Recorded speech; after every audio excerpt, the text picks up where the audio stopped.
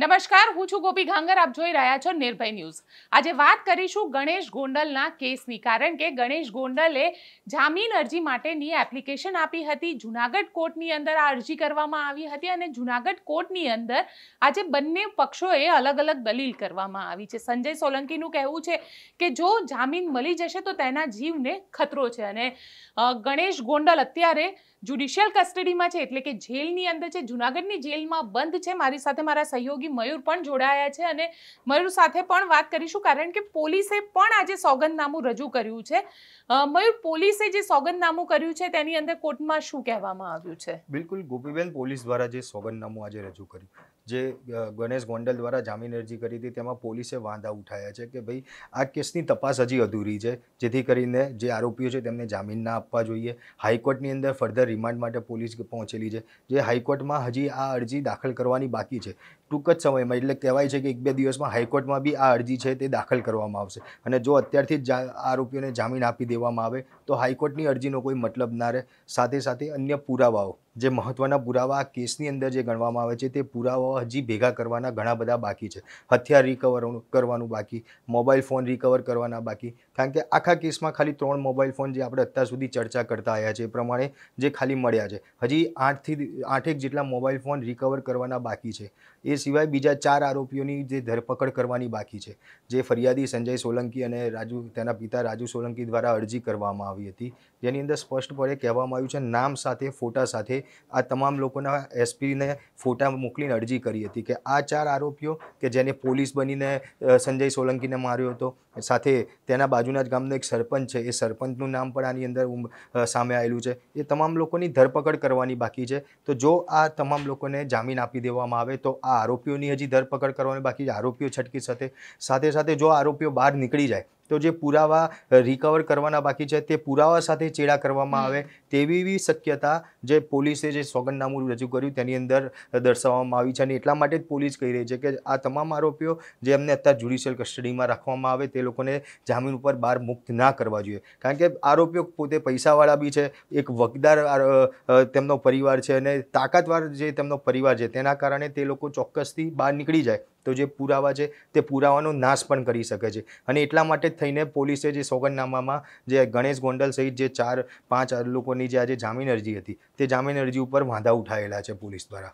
બિલકુલ, પોલીસ દ્વારા વાંધો ઉઠાવવામાં આવ્યો છે. સાથે સાથે સંજય સોલંકી જે પીડિત છે, જે ફરિયાદી છે, એ ફરિયાદીએ પણ આજે કોર્ટની અંદર એક સોગંદનામું રજૂ કર્યું છે. સોગંદનામું જુનાગઢની સેશન્સ કોર્ટની અંદર રજૂ કરવામાં આવ્યું છે. તેમના એડવોકેટ હતા સંજય પંડિત. સંજય પંડિત જે છે, સંજય પંડિતનું કહેવું છે કે આ જે આરોપી છે, એટલે કે ગણેશ જાડેજા જે આરોપી છે, તેમના માતા એ ધારાસભ્ય છે અને તે ખૂબ જ વગદાર છે અને તેના કારણે તેને સંજય સોલંકીના જીવને પણ અહીંયા ખતરો છે અને સાથે સાથે આ કેસને ઘણી બધી રીતે તે ઇન્ફ્લુઅન્સ કરી શકે એમ છે. એટલા માટે થઈ અને તેમને જામીન ન આપવા જોઈએ. સાથે જો વાત કરવામાં આવે તો અન્ય જે મુદ્દાઓ છે, કારણ કે કોર્ટની અંદર આજે બંને પક્ષોની દલીલ થઈ હતી અને આ બંને પક્ષોની જે દલીલ કરવામાં આવી તેની અંદર ઘણા બીજા પણ મુદ્દાની ચર્ચા કરવામાં આવી છે. મુદ્દાની જો આપણે ચર્ચા કરીએ તો આની અંદર જે આધાર પુરાવા ફાઇલ કરવામાં આવ્યા છે તેને લઈને પણ સવાલ ઊભા કરવામાં આવ્યા, કારણ કે જે રીતે મયુર ત્યાં આગળ કોર્ટમાં કહેવામાં આવ્યું હતું અને સોગંદનામું રજૂ કરવામાં આવ્યું હતું, ખાસ કરીને જે મોબાઈલ ફોનની વાત આપણે પહેલાં જ કરી દીધી, હથિયારોમાં હજી બંદૂક જે છે તે રિકવર કરવાની બાકી છે, તેને લઈને પણ ચર્ચા થઈ.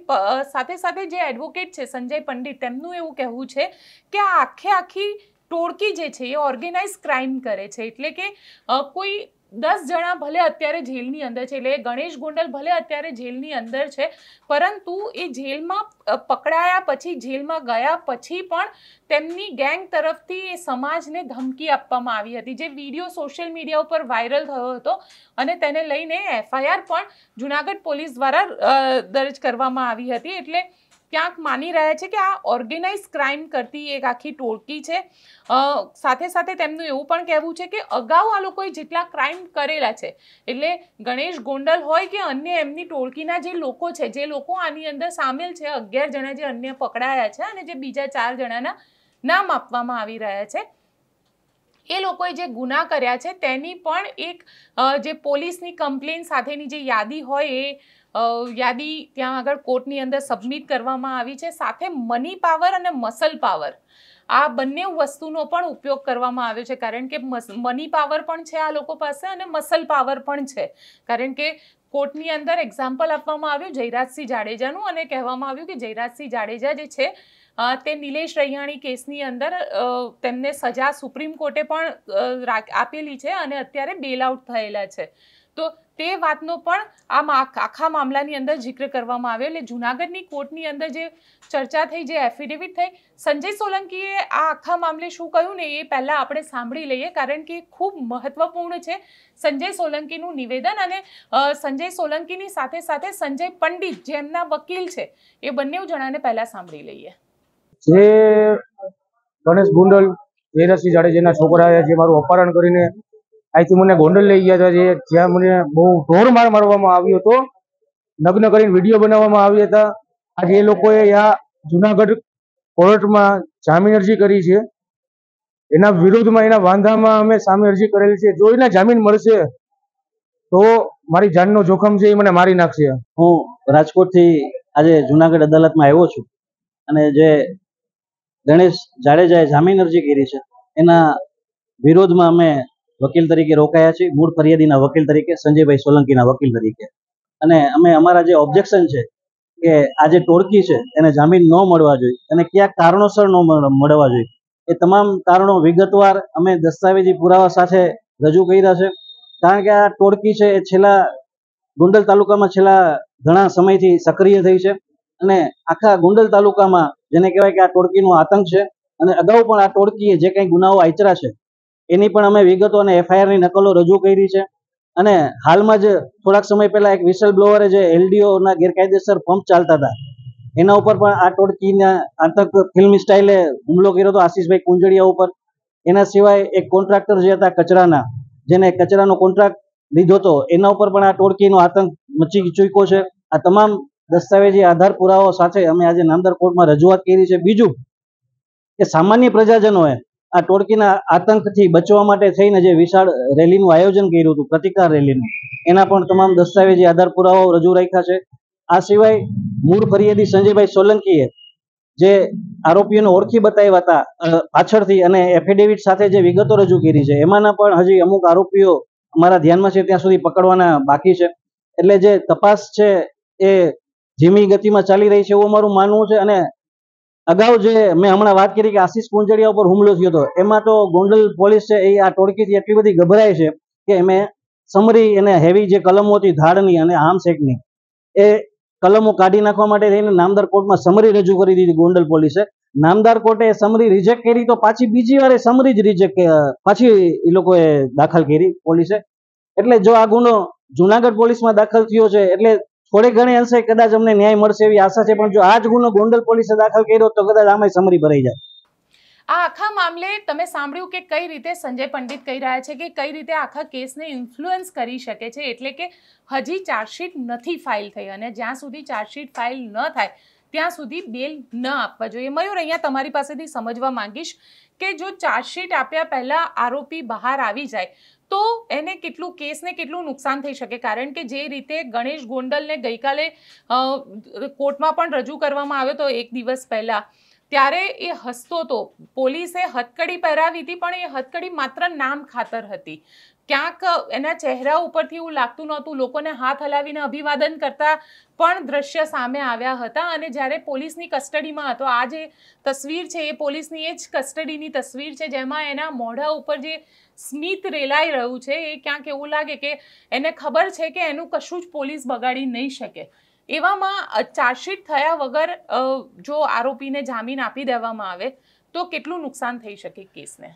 ચોક્કસથી આ જો ચાર્જશીટ થયા વગર જો આરોપીને જામીન આપે, કારણ કે આ કેસ એટ્રોસિટીનો કેસ છે, હત્યાના પ્રયાસનો કેસ છે, અપહરણ કરવામાં આવેલો કેસની અંદર ઉલ્લેખ કરવામાં આવ્યો છે. જો એ પહેલાં ચાર્જશીટ થયા પહેલાં આરોપીને જો જામીન આપી દે તો આ કેસમાં જે ફરિયાદી છે તેને નુકસાન પહોંચાડી શકે તેવી શક્યતાઓ રહેતી હોય છે. સાથે સાથે જે પુરાવા હોય છે મહત્ત્વના, એ પુરાવા નાશ કરવાનો પ્રયાસ છે તે પણ કરવામાં આવતો હોય છે, તેવી બી એક શંકા રહેતી હોય છે. જો ચાર્જશીટ થયા પહેલાં જો આ આરોપીઓને જામીન આપે તો ચાર્જશીટની અંદર જે મેઇન પુરાવા હોય છે, ચાર્જશીટ આખી જે બનાવવામાં આવે છે એની અંદર જે પુરાવા રિકવર થાય કે જેથી કરીને જ્યારે પણ આ ટ્રાયલ ચલાવવામાં આવે ત્યારે એ ચાર્જશીટ અને એમાં રજૂ કરેલા જે પુરાવા છે એ ખૂબ મહત્ત્વના ગણાતા હોય છે અને એના ઉપરથી જ જે આખો આરોપ છે તે સાબિત થતો હોય છે. એટલે જો ચાર્જશીટ પહેલાં જો આરોપીઓ બહાર આવી જાય જેલમાંથી તો એ આરોપીઓ તમામ પુરાવાને ક્યાંક મેનિપ્યુલેટ કરવાનો પ્રયત્ન કરતા હોય છે. જે ફરિયાદી છે સાથે સાથે જે આમાં જે લોકોના નિવેદનો લેવામાં આવ્યા હોય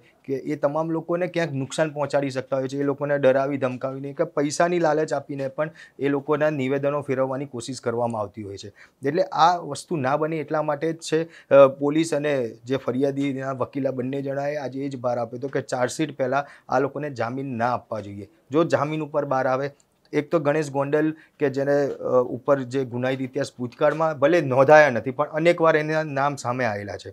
એના પિતા સાથે આ જે ગુનાની વાત કરી રહ્યા છે મયુર, એમાં એક આશીષ કુંજડિયાનો જે કેસ હતો એ કેસનો પણ કોર્ટની અંદર એવિડન્સ સબમિટ કરવામાં આવ્યા છે. આશીષ કુંજડિયા જે છે એ ગોંડલનો જ વ્યક્તિ છે અને એના ઉપર પણ આ જ રીતે જાનલેવા હુમલો થયો હતો, જેમાં પોલીસે સી સમરી ફાઇલ કરી દીધી હતી. કોર્ટે સી સમરીને રિજેક્ટ કરી હતી અને ત્યારબાદ ગોંડલ પોલીસ પર પણ સવાલ ઊભા થયા હતા.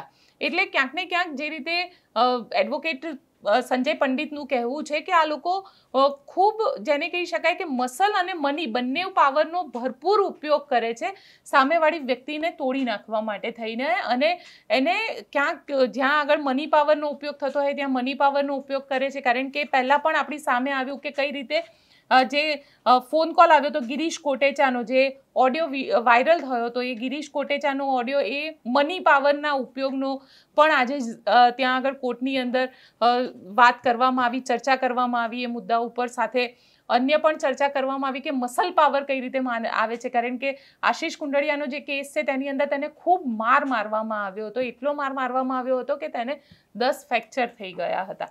એટલે મસલ પાવરનો પણ અહીંયા આગળ ઉપયોગ કરવામાં આવે છે. આ બધી જ વસ્તુની વાત આજે કોર્ટની અંદર કરવામાં આવી છે અને આપને જણાવી દઈએ કે હવે આ આખા મામલે ત્રણેય પક્ષોએ જે દલીલ છે તે પૂરી થઈ ચૂકી છે. એટલે જે સંજય સોલંકીના વકીલ છે સંજય પંડિત, તેમની દલીલ પણ પૂરી થઈ ગઈ છે. સરકારી વકીલની જે દલીલ છે તે પણ પૂરી થઈ ગઈ છે. સામે બચાવ પક્ષના જે વકીલ છે તેમની પણ દલીલ આજે પૂર્ણ થઈ ગઈ છે. એટલે હવે આ આખા મામલાની અંદર 25મી જૂન એટલે કે 2 દિવસ પછી આ આખા મામલાની અંદર કોર્ટ જે છે તે પોતાનો ફેસલો સંભળાવશે. તો બિલકુલ જે પ્રમાણે ગોપીબેન વાત ચાલતી હતી કે આ લોકો જે પહેલાં બી ભૂતકાળ એમનો રહેલો છે કે ભાઈ ઘણા લોકોને મારવામાં આવ્યા હોય, ધમકાવવામાં આવે, આવા અનેક કેસ અત્યાર સુધીમાં કિસ્સા સામે આવેલા છે. જયરાજસિંહની વાત કરવામાં આવે તો જયરાજસિંહ મર્ડર કેસમાં તેને સજા બી પડેલી છે અને હજી પણ માનવામાં આવે છે કે જો આ કેસમાં ક્યાંક હજી બી પોલીસ જો થોડીક ઢીલાસ રાખશે તો ચોક્કસથી ક્યાંક જે ફરિયાદી છે, જે સાહેદો છે, તે લોકોને ડરાવી ધમકાવીને પૈસા આપીને પણ ફોડવાની કોશિશ કરવામાં હજી બી આવી શકે. અને એટલા માટે જો ચાર્જશીટ પહેલાં અત્યારથી જ જો ગણેશ ગોંડલ બહાર આવી જાય અને તેના સાથે જે બીજા તેના સાથીદારો છે તમામ લોકો જો બહાર આવે તો આ કેસને ચોક્કસથી નુકસાન થઈ શકે. જે ફરિયાદી છે ફરિયાદીને દબાવવાની કોશિશ કરવામાં આવે, તેને કેસ પાછો ખેંચવા સુધીનું દબાણ કરવામાં આવે, કદાચ તેને પૈસા એટલા આપવામાં આવે અને જો પૈસાથી ના માને તો ક્યાંક તેને મારીને કે તેના પરિવારને મારીને જે તાકાતનો ઉપયોગ છે તાકાતનો ઉપયોગ કરીને બી આ કેસ પાછો ખેંચવાનો પ્રયત્ન કરવામાં આવે, જે રીતે ભૂતકાળમાં આ લોકોએ કરેલું બી છે. અને એટલા માટે જ જે કહેવાય છે કે ચાર્જશીટ પહેલાં આરોપીઓને ના છોડવા જોઈએ કે જેથી કરીને ચાર્જશીટમાં તમામ પુરાવા છે એનો અંદર ઉલ્લેખ કરી દેવામાં આવે, પુરાવા મૂકી દેવામાં આવે. આમ જોવા જઈએ મયુર તો આખા કેસની અંદર જે વાત કરવામાં આવી છે સંજય સોલંકી દ્વારા અને જે પોલીસની પ્રેસ નોટ આવી હતી, જે આરોપી 11 જણા પકડાયા છે એ લોકોએ એક્સેપ્ટ કર્યું છે કે હા સંજય સોલંકીને માર્યો છે. હવે સંજય સોલંકી એને માર્યો છે, સંજય સોલંકી એવું કીધું છે કે મારો વિડીયો શૂટ કર્યો હતો. તો માત્ર 3 ફોન અત્યાર સુધી પોલીસે રિકવર કર્યા છે. એટલે આજના જમાનાની અંદર કોણ વિશ્વાસ કરી શકે કે ગણેશ ગોંડલ જેવી વ્યક્તિ પાસે કોઈ ફોન જ ના હોય? આ કોઈના માટે માનવું અશક્ય વસ્તુ છે. આની સાથે જે અન્ય લોકો છે, જે લોકો આની અંદર પકડાયા છે, એ લોકો પાસે પણ એક પણ ફોન ના હોય એ પણ માનવું અશક્ય છે. એટલે ક્યાંક પોલીસને હજી પણ આ બાબતે ઇન્વેસ્ટિગેશન કરવાની જરૂર છે. કારણ કે ક્યાંક પોલીસનો જે ઢીલો રવૈયો હતો આ આખા ઇન્વેસ્ટિગેશનમાં, જો શરૂઆતે FIR થઈ અને બીજા ત્રીજા દિવસે જ અરેસ્ટ કરીને પૂછપરછ કરીને જ તરત ને તરત કાર્યવાહી કરવામાં આવી હોત તો બની શકે કે મોબાઈલ ફોન પણ રિકવર થઈ ગયા હોત. સાથે બંદૂકની પણ વાત કરવામાં આવી હતી. એ બંદૂક પણ હજી રિકવર નથી થઈ. એટલે 25મી તારીખે હવે જુનાગઢની સેશન્સ કોર્ટ જે છે એ આખા મામલે જજમેન્ટ આપવાની છે પોતાનું, કે ગણેશ ગોંડલ જેલમાં રહેશે કે પછી બહાર આવશે. બેલ ઉપર હિયરિંગ થશે. દરેક સમાચાર તમને અપડેટ આપતા રહીશું આ મામલાના. તો અમારી સાથે જોડાયેલા રહો. જો અમારી ચેનલ નિર્ભય ન્યૂઝને લાઇક, શેર અને સબસ્ક્રાઇબ નથી કરી તો અમારી આ ચેનલને લાઇક, શેર અને સબસ્ક્રાઇબ કરી દો.